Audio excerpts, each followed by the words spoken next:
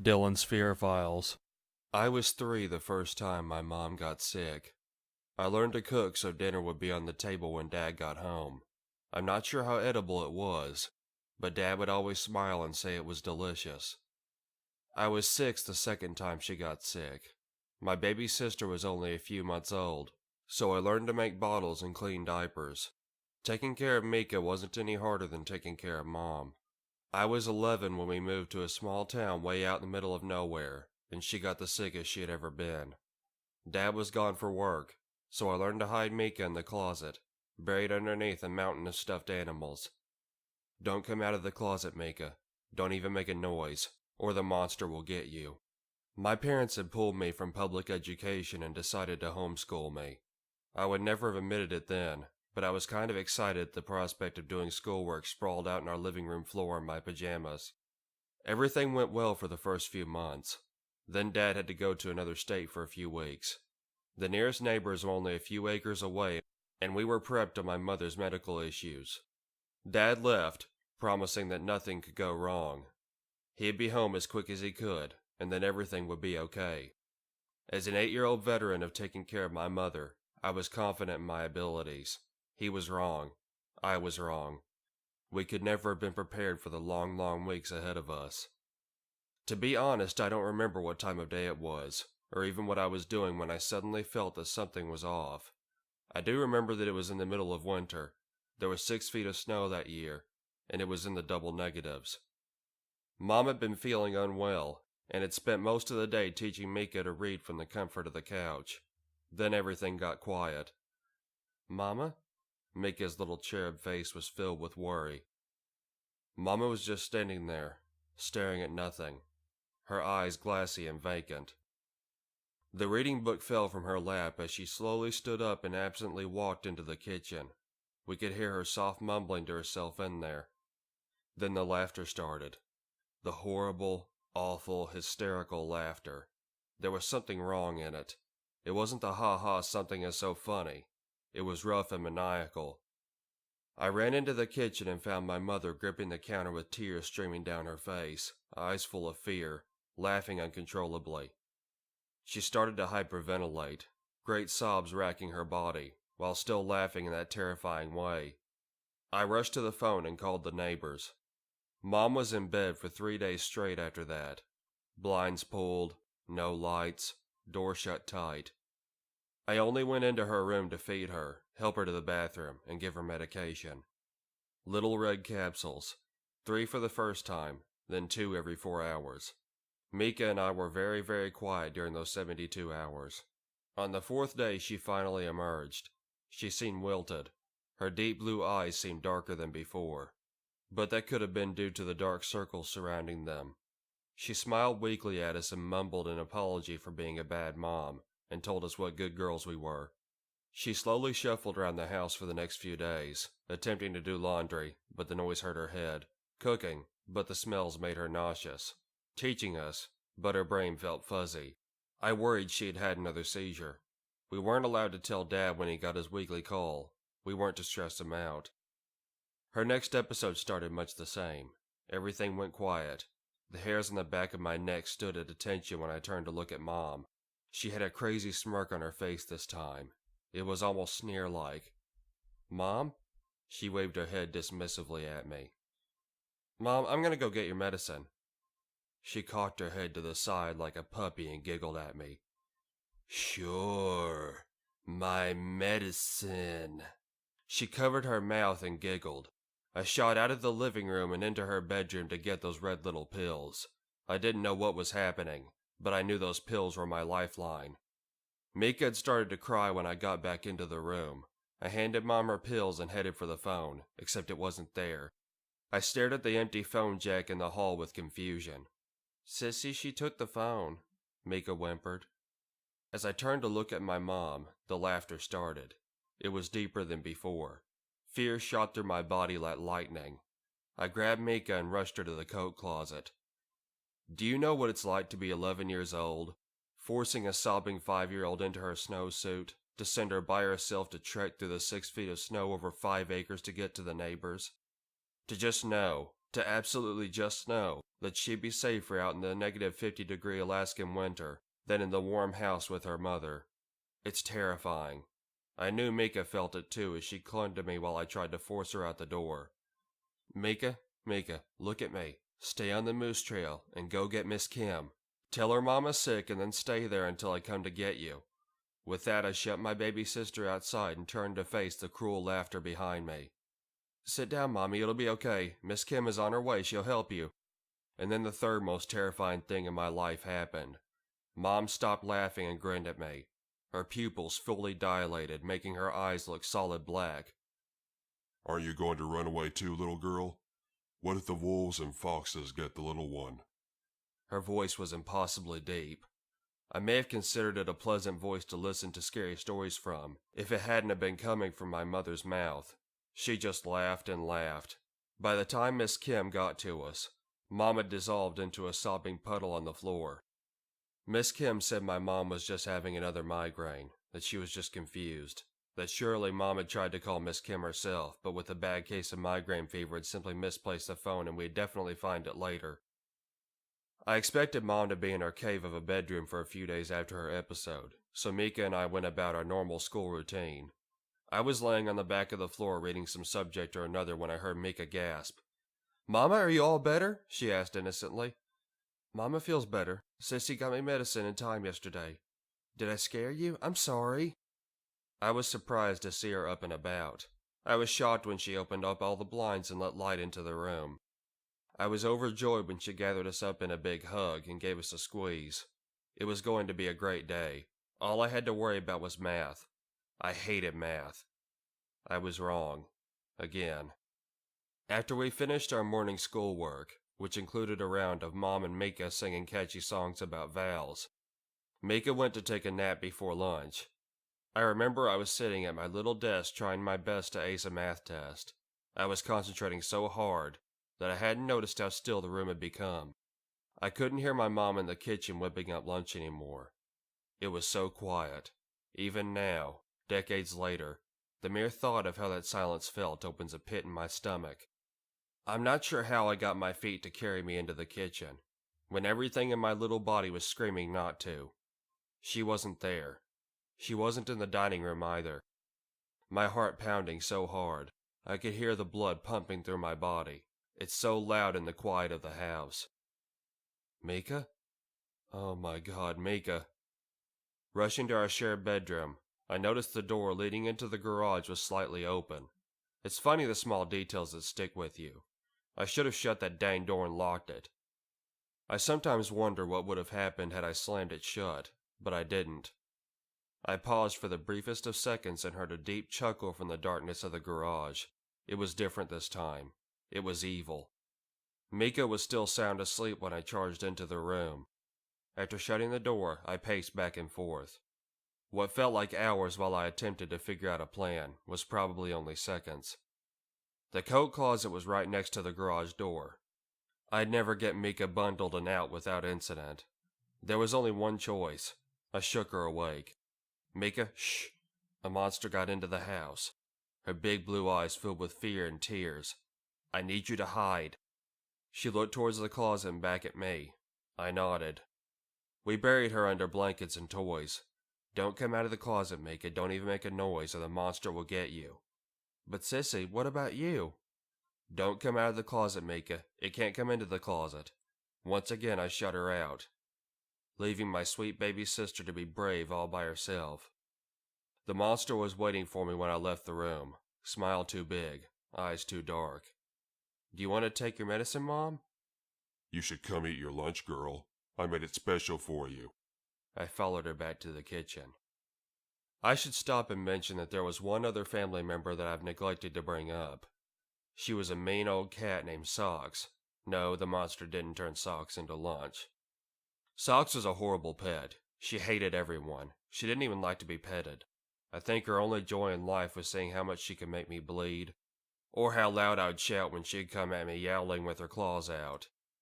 She went unseen most of the time, but now, for whatever reason, that dastardly cat decided to show her face. Socks was sitting square in the middle of the kitchen looking more irritable than usual. Mother hissed at her. She actually hissed, spittle flying and everything. Panic spread across her face and she shoved me away from her. My brain chose this moment to register the fact that my mother was holding a carving knife in one hand. Our eyes locked and hers became clear again. She looked at me with such sadness and agony as she placed the blade against her wrist. No! I dove for the knife and tried to wrestle it away. In that moment, the second most scary thing in my life happened. Mother's eyes went dark. The too wide smile returned, and the tip of the blade pushed into my chest, right above my heart. It hurt. It was like I was being burned and flash frozen in one spot all at the same time. I thought for sure this was the end, but she just let go and the knife clattered to the floor. Socks growled. The monster turned, left the kitchen and sat on the living room floor. My mom was still in there. I saw her. Just a flash of those bright blue eyes. She was in there fighting to come back. As much as I wanted to run, I couldn't just leave her. She had been willing to try to sacrifice herself to keep us safe. I looked at the blade on the floor, the small cut on my chest, and the crazy cat thumping her tail on the linoleum. I went and sat with the monster. It grinned at me. Are you afraid, girl? Was I afraid? Of course I was freaking scared. My mom had just tried to slash her wrist in front of me and then tried to stab me and was now talking to me with a voice much too deep and husky to be her own. I had no clue how I had managed not to pee my pants yet, but there was no way in heck I was going to let this thing know that. No, the monster screamed. It was both the deep bass of a man and the voice of my mom. I could hear her screaming. The monster's voice almost drowned her out, but she was there. It broke my heart into 1,000 tiny pieces to hear her scream like that. Are you scared now? Sock sauntered up to the monster and sat beside her. No. The monster was furious. I could see my death in the black orbs of its eyes. I could feel its hatred of me rolling off of it in waves. You aren't supposed to look at your mom and see these things. It's not good for an 11-year-old girl's soul. But while we stared each other down, I saw her hand creep toward Socks. That dang cat did something I would never have expected.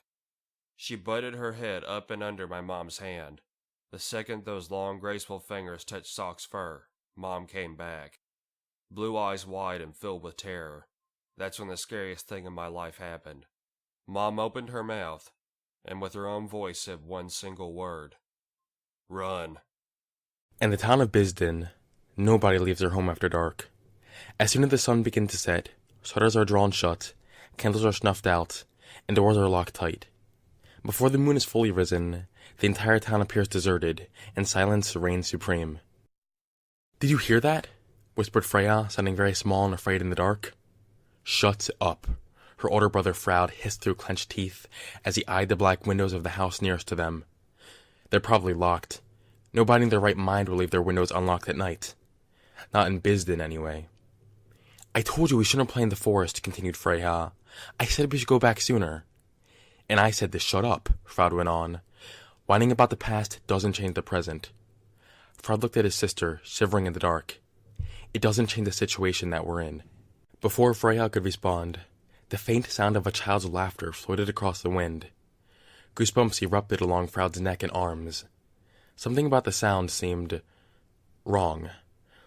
Maybe those other... Froud clasped his hands round Freya's mouth. Pulling her in close, he shrank back into the shadows of the alley.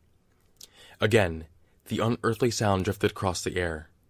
Freya tensed in Froud's arms as she realized the magnitude of the situation. A child's voice, oddly distorted, broke the silence of the night like a fist through glass. Come out, wherever you are." The thing lumbered across the mouth of the alley, just a few feet from Froud and Freya's hiding place. It was roughly the size of a child, yet shoveled with his arms hanging grotesquely close to the ground, making its disproportionate body appear markedly ape-like. It was completely nude and had skin so shockingly white that it reflected the glow from the moon. The thing turned its shimmering bald head towards the alley as it crossed. Its face was perfectly smooth and entirely devoid of feature, save for an impossibly wide smile with thin lips the color of blood. The crimson slash of its mouth appeared to stretch from ear to ear. Froud felt warmth spread down his thigh as his bladder let go. Freya whimpered. The thing froze mid-stride, its body becoming rigid as stone. Slowly, it turned its torso until it was facing the alleyway. It took a tentative step forward. Freya sucked in a sharp breath through her nose as she began to hyperventilate.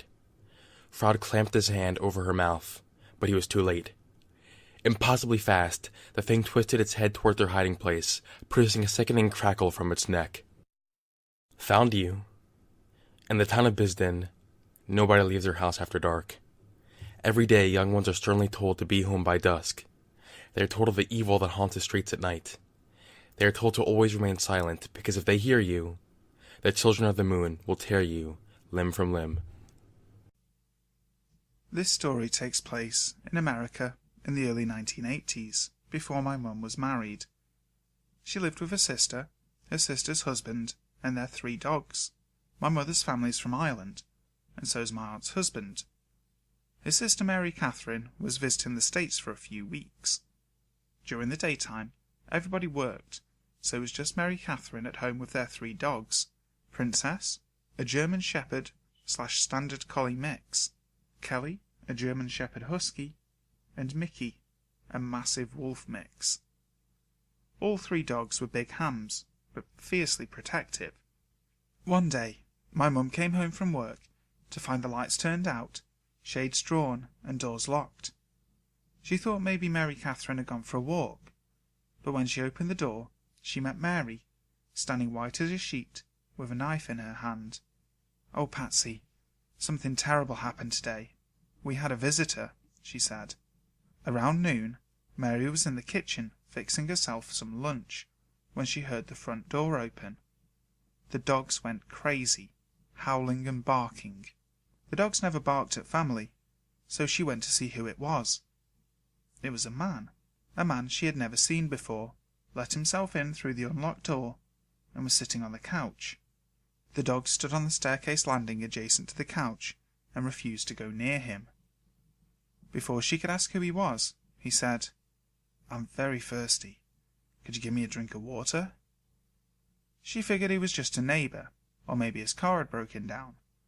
The house was situated in a remote and relatively safe area, so she didn't think of him as a threat. Plus, she was from a small village where she knew everybody, and unexpected guests were the norm for her. He sat on the sofa so casually, like he was waiting for someone. She said hello and went into the kitchen to get him a drink, ushering the dogs in with her to avoid making a fuss. They were very angry, growling at the man with their hackles raised, but they hadn't approached him. She had her back turned at the kitchen sink, filling up a glass for him, when she felt a hand clap on her shoulder. "Are you waiting on someone? The family won't be home for a while," Mary said nervously. "I know they won't," the man replied coldly. Mary whipped round to face the man. "You know," he said, "you're a good-looking woman, and I'm a good-looking man." The dogs backed up against her, barking and howling. She reached behind her to grab a knife off the block in one hand and the glass of water in the other. "I think you should drink your water and be on your way." The man stood and drank the water, while Mary stood there with the dogs. She watched him place the glass on the table, open the door, go down the steps and walk into the street, until she lost sight of him. Once everyone was home, my mother called the police. There wasn't much they could do, since Mary wasn't hurt, and they hadn't heard any reports of break-ins or assaults lately, so they just took a statement. My family always tells this story as an example of how the Irish people tend to downplay unfortunate situations, almost humorously. The Irish comedian Tommy Tiernan calls this a fundamental darkness that the Irish people have. We laugh at the blackness in life, but it leaves a lot of questions unanswered. Had that man been watching the house to know everyone's schedule, knew that Mary wasn't from around here, and was going to use that to take advantage of her? Or was he just a wandering creep, looking for unlocked doors? Some boys and girls were at a party one night. There was a graveyard down the street, and they were talking about how scary it was. "Don't ever stand on a grave after dark," one of the boys said. "The person inside will grab you. They'll pull you under." "That's not true," one of the girls said. "It's just a superstition." "I'll give you $1 if you stand on a grave," said the boy. "A grave doesn't scare me," said the girl. "I'll do it right now." The boy handed her his knife. "Stick this knife in one of the graves," he said. "Then we'll know you were there." The graveyard was filled with shadows and was quiet as death. "There's nothing to be scared of," the girl told herself, but she was scared anyway. She picked out a grave and stood on it. Then quickly she bent over and plunged the knife into the soil and started to leave. But she couldn't get away. Something was holding her back. She tried a second time to leave, but she couldn't move. She was filled with terror. "Something has got me!" she screamed, and she fell to the ground. When she didn't come back, the others went to look for her. They found her body sprawled across the grave. Without realizing it, she had plunged the knife through her skirt and had pinned it to the ground. It was only the knife that had held her, and she died of fright. What's up, guys? This is Dylan from Dylan's Fear Files here, and the Halloween collaboration is finally here. On this video, we don't have everyone on here. We're going to have you go around to the different channels, and you can find the links to their description. Not everyone uploaded a video, but there are other videos. So check the links in the description, and be sure to watch those videos and subscribe to everyone who's participating in it. It's going to be a really fun time, and I hope you all enjoy everything. Stay spooky, my friends.